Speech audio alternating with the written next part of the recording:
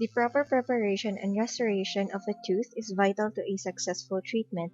There are proper steps to be taken for this to happen. We'll be discussing them in this video presentation. GV Black has classified 5 different classifications for tooth preparation. There is class 1 through class 5. These pictures on the screen are conventional designs. However, there are also beveled conventional preparations and modified preparations. The conventional design has uniform pulpal eggshell wall depths and cavo-surface margin design that results in a 90-degree restoration margin. It also has occlusally converging walls. The beveled conventional design is similar to the conventional design, however with an additional feature of beveling of some accessible enamel margins. Modified preparation designs have no specific configuration and no uniform depth. All parameters are determined by the extent of the caries. Conventional design are usually used for amalgam restorations, and composite can be used with either beveled conventional designs or modified preparation designs. These are the different stages and steps for tooth preparation, divided into the initial tooth preparation stage and final tooth preparation stage. The first step in tooth preparation is the outline form and initial depth. Determining and developing the outline form while establishing the initial depth. The initial depth is generally 0.2 to 0.5 millimeters into the dentine, as long as all infected areas is removed. If there is still a broad area of infected structures, the depth may increase. It also depends on what material is used for the preparation. Amalgam requires a certain bulk for resistance to fracture, despite having only a minimal lesion. With composite, there is no required uniform depth as long as all faults are removed. The outline form depends on the extent of the caries and the extensions needed for a smooth margin without weak tooth structures. The armamentaria used in this step is a high-speed handpiece, a round burr for initial punch cut and initial outline form. Step 2 is primary resistance form. This provides for both protection against fracture from forces delivered in the tooth structure. It is described as the shape and placement of the preparation of the walls that best enable both the restoration and the tooth to withstand, without fracture, masticatory forces delivered principally in the long axis of the tooth. The 4 main principles of a resistance form: flat floor. This helps the tooth resist occlusal loading by virtue of being at the right angles to the forces of mastication that are directed in the long axis of the tooth, keeping the outline as small as possible to allow a strong cusp ridge areas to remain, and a slight rounding of internal line angles to reduce stress concentrations on the tooth structures. Also, to provide enough material bulk to prevent the fracture of amalgam.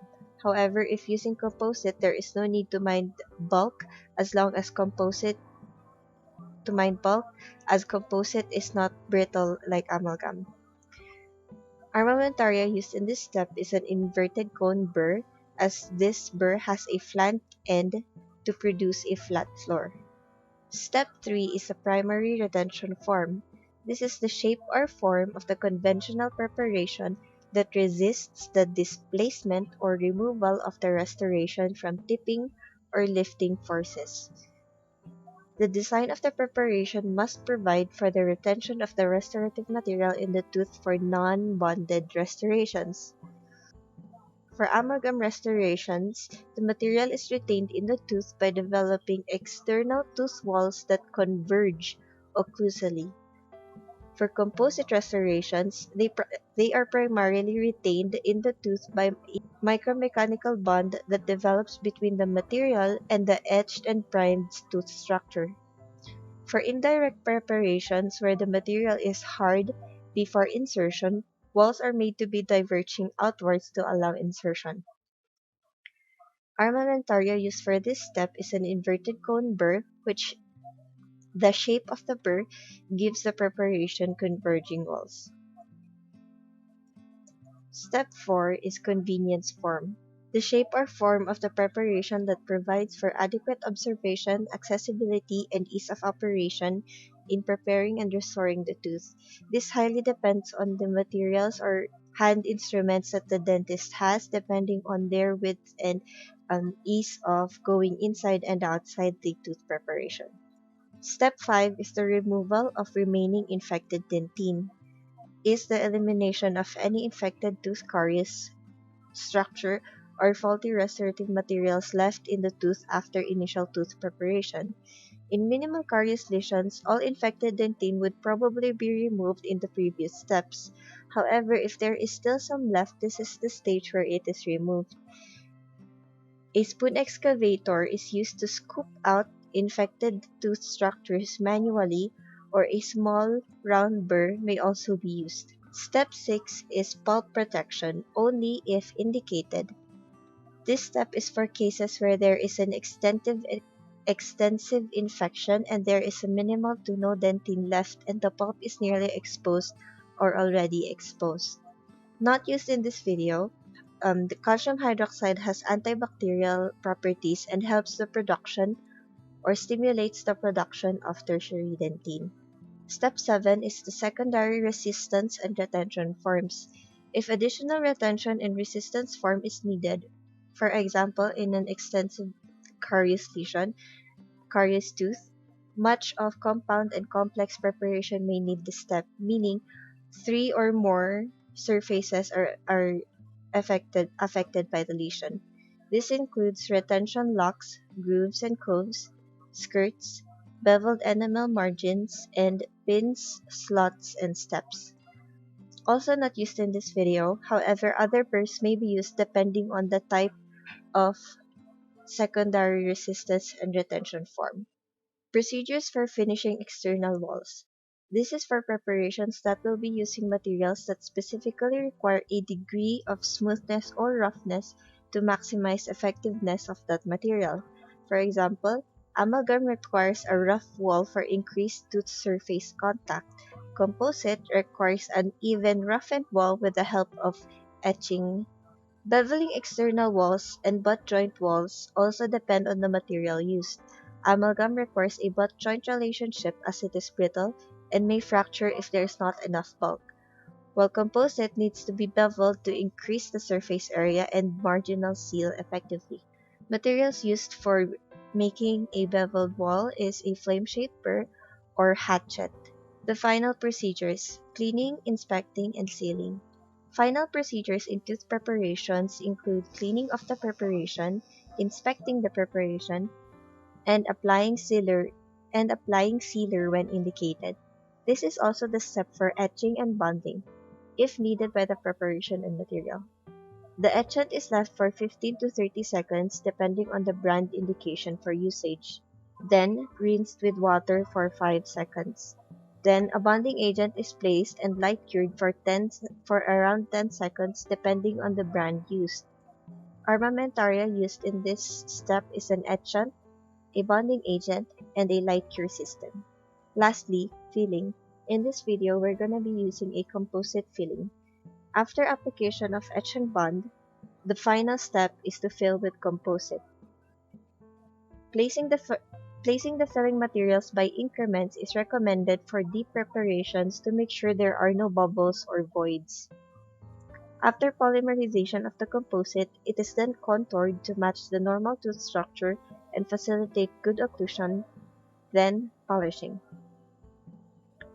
Armamentaria are composite, light cure, hand instruments that are specifically for composite manipulation, composite polishing tips.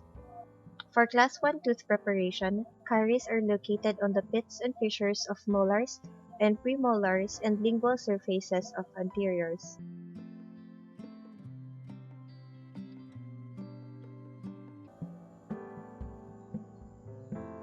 For Class 2 preparation, this involves the proximal surfaces of the posterior teeth with access established from the occlusal surface.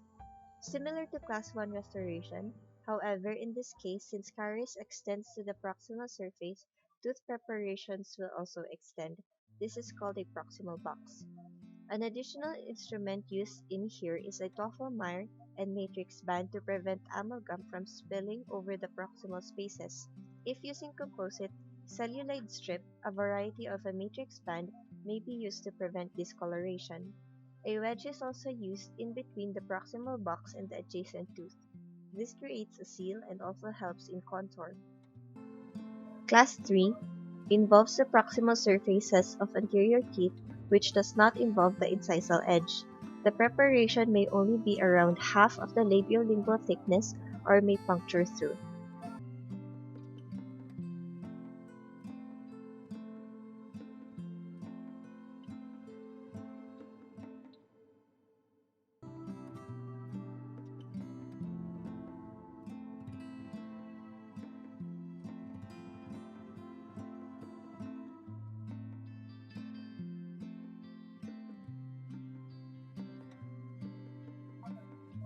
Class 4 is where the lesions involving all proximal surfaces of anterior teeth which involves the incisal angle.